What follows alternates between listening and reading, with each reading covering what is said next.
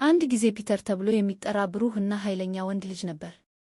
ፒተር በጣም ደስተኛ ነበር፣ ግን አንድ ችግር ነበረው። ትዕግስት አልነበረውም። ሁሉም ፈጥኖ እንዲያልፍ ይፈልግ ነበር። በትምህርት ቤት ሲቀመጥ ሰዓቱ እጅግ ይዘገይ ይመስለው ነበር። እሱ ሁልጊዜ የመዝናኛ ሰዓትና ትምህርት እንዲበቃ ይጠባበቅ ነበር። አንድ ቀን በዱር ውስጥ ተኝቶ ሲያርፍ አንድ ድምፅ ሰማ። ድምፁ እንዲህ አለ፣ ፒተር፣ ይህ ክር የሕይወት ክር ነው። ከጎተቱት ጊዜ ዘመን ፈጥኖ ይሄዳል፣ ነገር ግን አንዴ ካጎተቱት እንደነበረ አይመለስም። በጥቂት ጥበብ ተጠቀምበት። ፒተር ክሩን በደስታ ተቀበለ። በቀጣዩ ቀን በትምህርት ቤት ፒተር ደከመ። እጁን ወደ ኪሱ አስገብቶ አሰበ። እስከ ማታ መቆየት እንዴት እንደሚቻለኝ፣ ትንሽ ብቻ እንዲጎተት ኖሩ። እሱ ክሩን አጎተተ።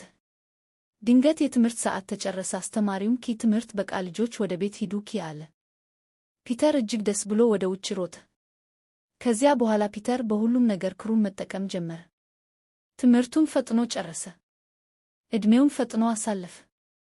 ወጣትነቱን ፈጥኖ አሳለፈ። ቤተሰብ ፈጥኖ አሳለፈ።